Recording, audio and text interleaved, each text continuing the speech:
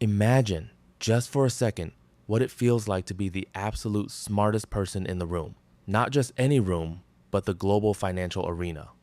You look at the data, you study the historical trends, and you see something no one else sees. You see a massive, catastrophic economic collapse on the horizon. You are so confident, so deeply certain of your own genius, that you go on national television on Wall Street Week, the most respected financial show of its time, and you declare it to the world. You bet everything on it. Your money, your client's money, your entire reputation. This was Ray Dalio in 1982. He had founded his investment firm, Bridgewater Associates, out of his 2-bedroom apartment.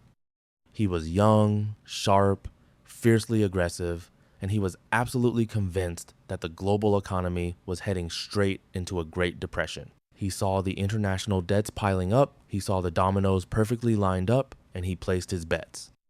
But then the unthinkable happened. The dominoes didn't fall. Instead of crashing into an abyss, the stock market ignited. The Federal Reserve stepped in, the economy stabilized, and the greatest bull market in modern history began. Ray Dalio wasn't just a little bit wrong. He was historically, disastrously, humiliatingly wrong. See, he lost everything. The financial bleeding was so deep that he had to let go of every single employee at his firm. Imagine the heavy, suffocating weight of that. People who trusted you, people who believed in your vision, and you have to call them into your office one by one and tell them they can no longer feed their families because you were too arrogant to see the other side of the coin. Eventually, he was the only one left. Bridgewater was reduced to just him, sitting alone in an empty office. He was so incredibly broke that he had to borrow $4,000 from his father just to pay his family's bills and keep the lights on. Throat clearing. This is the absolute bottom. This is the moment where most people fold the cards and walk away forever. The monster in this story isn't the financial market. The market is just the weather. The real monster is the human ego. When we fail that spectacularly, our natural, hardwired psychological defense mechanism is to blame the world. We say the game was rigged. We say the timing was just a bit off. We hide our faces, protect our fragile pride, and find a safe, quiet career. But Ray did something entirely different. He sat in the smoldering wreckage of his own hubris. And he didn't point fingers. He pointed a harsh, unforgiving mirror directly at himself. He realized that his biggest enemy wasn't the economy. It was his own blinding certainty. He had fallen desperately in love with his own brilliance. Swal.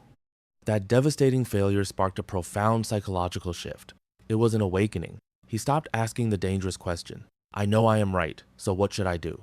And started asking a much more powerful, humble question. How do I know I am right? This single, terrifying question is the DNA of everything Ray Dalio built afterward. It is the very core of his entire philosophy. He realized that human beings are fundamentally flawed creatures. We are driven by chaotic emotions, we are blinded by our deep-seated biases, and we possess an evolutionary, paralyzing fear of being wrong. We desperately want to look smart more than we actually want to be smart. To survive and to truly win in the brutal game of life and business, Ray knew he had to build a system that protected him from his own human nature. DSC. He started writing down his principles. Now, what exactly is a principle? Don't think of it as a rigid rule or a moral commandment. Think of it as an algorithm. Ray looks at the world, at nature, and at the economy as a giant, beautifully complex machine. Everything that happens has happened before. Causes always lead to effects. If you can understand the hidden cause-effect relationships of life, you can write a formula to deal with them. You don't have to panic when a crisis hits. You just look at your principles and say, this is just another one of those situations. Here is the exact blueprint for how I handle it. The foundation of this new machine he was building was a concept he called radical truth and radical transparency. It sounds incredibly noble in theory, but in practice, it is brutal. It means creating an environment where absolutely no one is allowed to hide their mistakes. Every single error, every weakness, every foolish decision is brought out into the blinding light of day. Why? Because you cannot fix a complex machine if you are constantly lying to yourself about which parts are broken. Most of us spend our entire lives trying to hide our flaws. We wear masks at work, in our relationships, and even when we look in the mirror, we pretend we have it all figured out. Ray said, "No more." He realized that the only way to achieve true greatness is to fall madly in love with reality, even when reality is deeply ugly and intensely painful. Whisper. And that brings us to his ultimate formula, the equation that saved his life and will completely rewire yours if you let it. Pain plus reflection equals progress. Let that sink into your bones. Pain is not a signal to stop. Pain is nature's required mechanism for evolution. When you touch a burning stove, the physical pain teaches you a vital lesson. But in life, when we experience emotional or psychological pain like bankrupting a business, getting fired, or ruining a relationship, our instinct is to numb it. We distract ourselves, we scroll on our phones, we run away. Ray teaches us to charge headfirst into the pain. When the sting of failure hurts the most, that is exactly the moment you must sit down, reflect relentlessly, and extract the underlying principle. The pain is simply the tuition you pay for the lesson. By embracing this ruthless honesty, Ray didn't just rebuild his shattered company. He built a global empire. He created what he calls an idea meritocracy, a place where the best ideas always win, regardless of whose mouth they come from. He entirely removed the fragile human ego from the decision-making equation. But how do you actually execute that? How do you force human beings, with all their fierce pride and hidden insecurities, to actually listen to each other and let the best idea win without tearing each other apart? How do you weigh someone's opinion when everybody in the room is convinced they are the smartest? Well, the answer lies in a set of tools so radical, they almost sound like science fiction. Imagine walking into a meeting room. You sit down, and instead of just nodding along to whatever the boss says, everyone opens up a tablet. On that screen is a custom-built app called the Dot Collector. As people speak, everyone else in the room is actively rating them on dozens of attributes in real time. Creativity, logic, open-mindedness, reliability.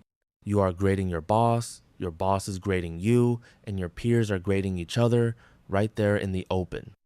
It sounds terrifying, doesn't it? It sounds like an absolute nightmare for your ego. But that is exactly the point.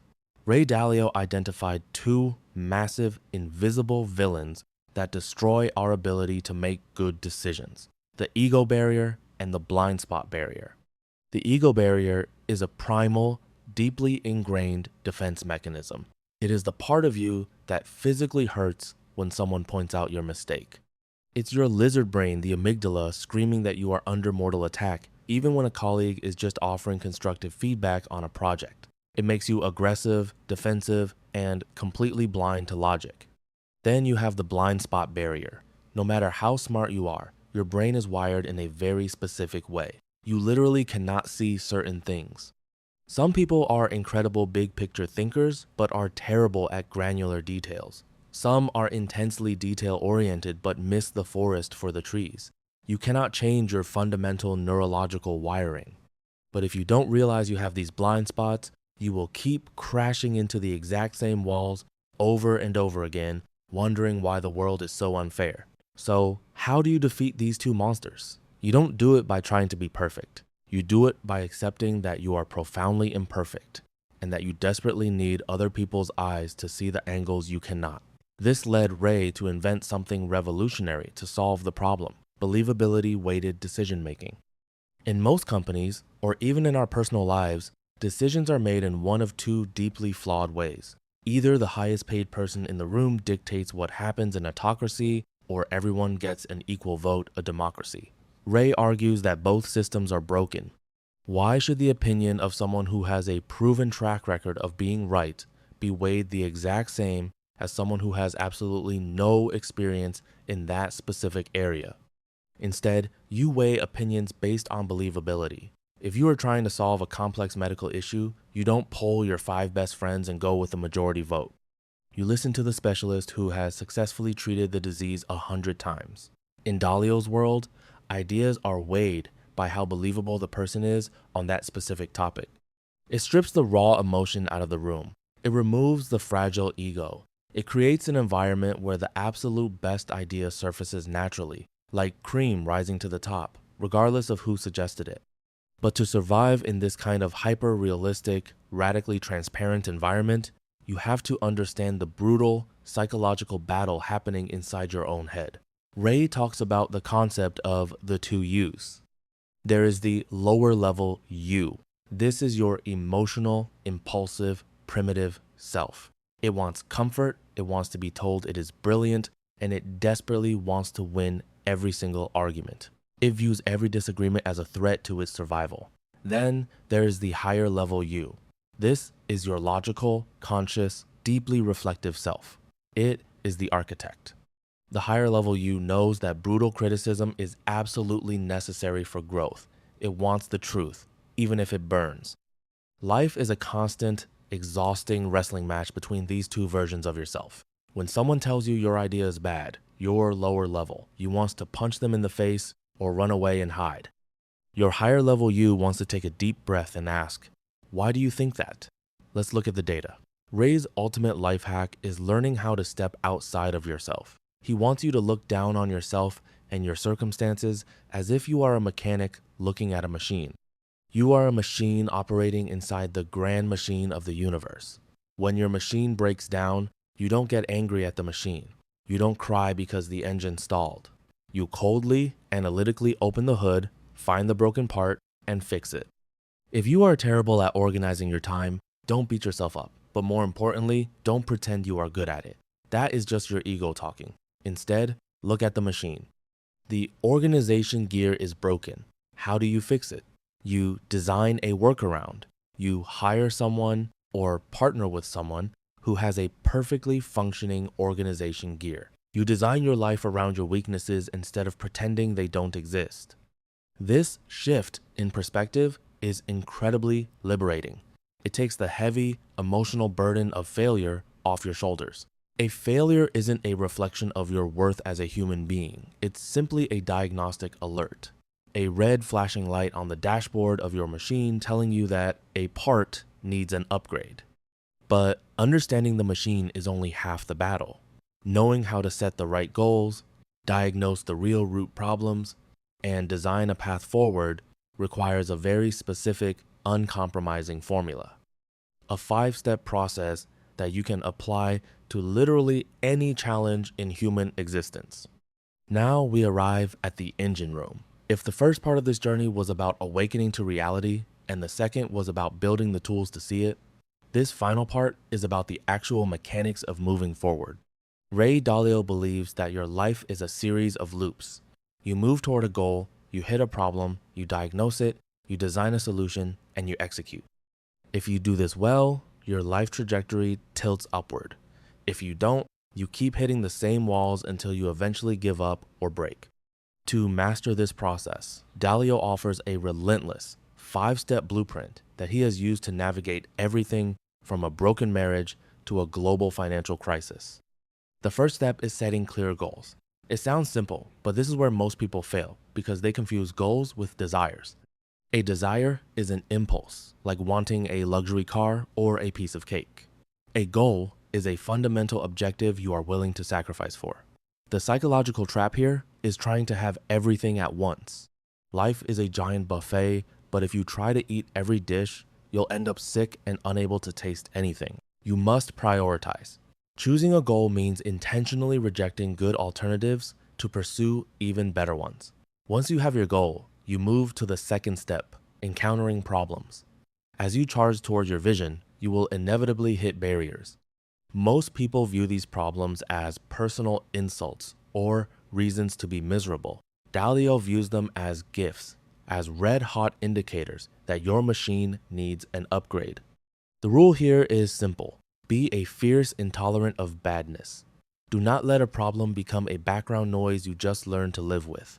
If you tolerate a problem, you have no chance of solving it. The third step is the most difficult for the human ego, diagnosis. When something goes wrong, our instinct is to look at the proximate cause, the person who made the mistake or the bad luck of the market. Dalio demands you look for the root cause. Usually, the root cause is a personality flaw or a design failure. If the same problem happens twice, it's not an accident, it's a pattern. You must be willing to look at yourself or your teammates and say, the reason this failed is that you are not good at detail-oriented tasks, or I failed because I am too arrogant to listen. The fourth step is design. Before you rush back into action, you must step away from the work and look down on your life as if it were a movie script. Who is doing what? What sequence of events will lead to the goal?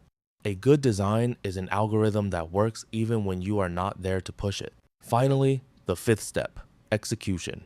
You can have the most beautiful goals and the perfect design, but if you don't have the discipline to push through the mundane, often distasteful work of doing what needs to be done, you will fail.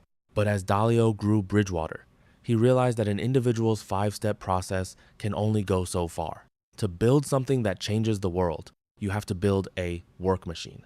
This machine has two main components, its culture and its people. In Dalio's world, the most important work principle is that the WHO is more important than the what. Most organizations spend all their time talking about what needs to be done. Dalio argues that if you get the right WHO, the right person with the right character and capabilities, the what will take care of itself. Hiring isn't about finding someone with a good resume. It's about finding someone whose values align with your culture. This brings us to the concept of the shaper. A shaper is someone who comes up with unique, valuable visions and builds them out beautifully, often against the doubts of everyone around them. They are independent thinkers who are both creative and practical. Dalio realized that to make Bridgewater permanent, he had to fill it with people who were shapers. People who didn't need to be told what to do, but who would take ownership of the machine and improve it. However, even with the best people, an organization can become a toxic environment if the culture is weak. This is why Dalio insists on radical transparency. In most companies, the most important conversations happen in hallways or behind closed doors. At Bridgewater, virtually every meeting is recorded and available for everyone to see. Why? Because if you want to know what is true, you cannot allow people to spin reality. You must allow everyone to see the logic of the decisions being made. As Dalio reached the later stages of his life, his focus shifted from building the machine to ensuring it could survive without him. He studied The Hero's Journey by Joseph Campbell and recognized that he was in the final phase, returning the boon. The boon is the knowledge he gained during his road of trials. He realized that passing along his principles was more important than making more money or winning more market bets. The ultimate lesson of principles is that evolution is the greatest reward in nature. We are all just machines operating within larger machines. Our mistakes are not tragedies, they are the fuel for our improvement. If you can look down on your life from a higher level, accept the harsh realities of who you are and how the world works, and apply a disciplined process to get what you want, there is almost nothing you cannot achieve. Time is like a river that carries us forward into encounters with reality that require us to make decisions. We cannot stop the movement down this river. We can only choose how we navigate it. Ray Dalio's principles are not the answers themselves. They are the GPS coordinates to help you find your own answers. If you found this breakdown of Ray Dalio's mind useful, consider staying tuned for more deep dives into the mechanics of success. Subscribe and join our community of independent thinkers as we continue to decode the world's most powerful ideas.